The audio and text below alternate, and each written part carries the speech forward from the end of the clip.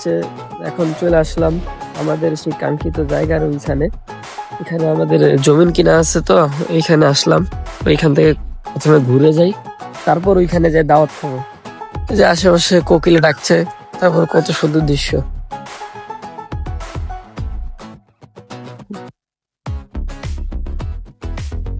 এই সামনে পুরাটুকু জায়গায় আমাদের ওই বাউন্ডারি সহ।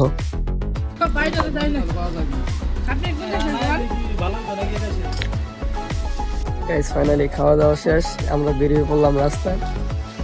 এই দুপুর টাইম, দুপুর টাইম, আশেপাশে প্রচুর পরিমাণ রোদ। আমাদের খাওয়া দাওয়া শেষ, আমরা এখন সোজা আবার রওনা দিয়ে বাসায় চলে যাব।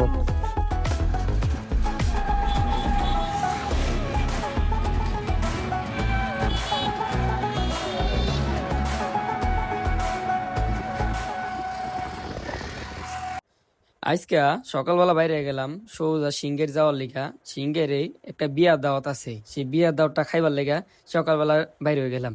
বাইরে আমরা রিক্সার মধ্যে উঠে গেলাম, এই যে রিক্সা সাইরেও দিল। এখন যে জায়গাটার মধ্যে আছি এটা অনেকে চিনবেন না, এটা হচ্ছে জিলফারের সেই মোড়টা।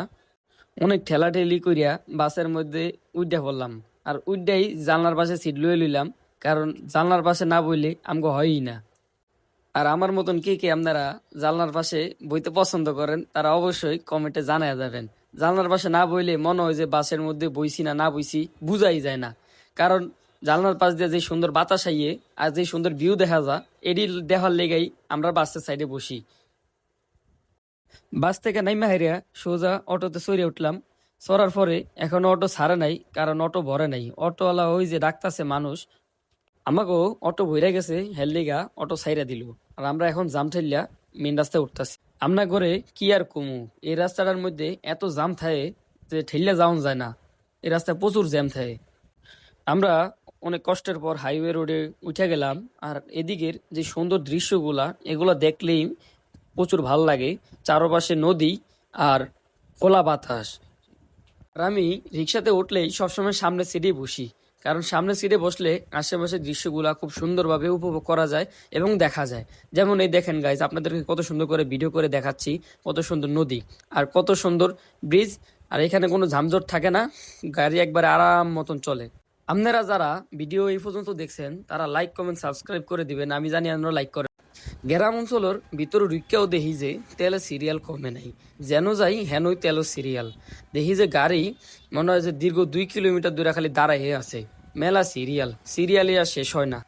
আপনাদের লগে কথা কইতে কইতে আমরা সিঙ্গেল বাস স্ট্যান্ড আইসা পড়ছি। আইসা আমরা রিক্সা চেঞ্জ করিয়া নতুন একটা রিক্সা লিয়ে লইছি। এই রিক্সা দিয়া আমরা টানা আমাদের জমিনের হেদিকে যাইম। দীর্ঘ পথ পাড়ি দিয়া এখন আমরা আমগো জমিনের সেই কাঁচা রাস্তার মধ্যে উঠতে উঠছি।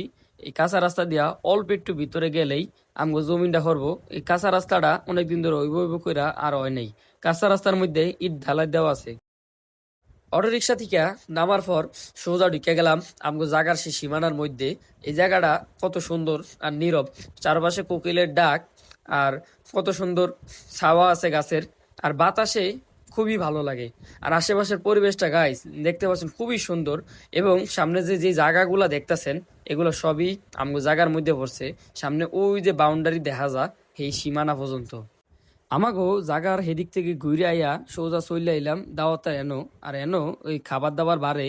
আর এরা করলাম ঠিক দুপুর টাইম আমরা একবারে আইছি। আশেপাশে প্রচুর পরিমাণ রোদ, আর সামনে যে প্যান্ডেল করা দেখতাছেন এনো হইছে খাওয়া দাওয়া চলবো। ভিতরেই বরফরে আমগরে খাওয়ান দিয়ে দিছে গরু গোস্ত, রোস্ট আর হচ্ছে পোলাও। ওগুলা খাওয়া শেষ করে আমরা লয়ে লইলাম জর্দাবাদ। গাইস ফাইনালি খাওয়া দাওয়া শেষ, আমরা বেরিয়ে পড়লাম রাস্তায়। এই দুপুর টাইম, দুপুর টাইম, আশেপাশে প্রচুর পরিমাণ রোদ। আমাদের খাওয়া দাওয়া শেষ, আমরা এখন সোজা আবার রওনা দিয়ে বাসায় চলে যাব। গাইজ আশেপাশে প্রচুর রোদ, দেখেন আমার সানগ্লাসটা দেওয়ার পরে মনে হচ্ছে যে কোনো রোদই নেই।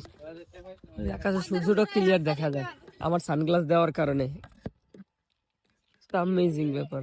আমরা ঢাকা থেকে যেমনি দাওয়াত খাওয়ার লিগা সিঙ্গার আইছি, হেমনি এমনি ঢাকা যাওয়ান লাগবে। আবার সিংগাইর বাস স্ট্যান্ড থেকে সোজা সেনজি লয়ে লইলাম, সেনজি দিয়ে সোজা যাম হেমায়তপুর। হেমায়তপুর থেকে তারপরে না গাড়ি লইয়া আমরা যাবো বাংলা কলেজ। অটো দেখিয়া সোজা নাইমা আটতাছি ব্রিজের উদ্দেশ্যে। ব্রিজে উঠা রাস্তা ফারাইয়া তারপরে আমরা বাসে উঠবাম। আমরা আয়া পড়লাম সোজা হেমায়তপুর। হেমায়তপুরের ব্রিজ দিয়ে এখন রাস্তা ফারাইতাছি।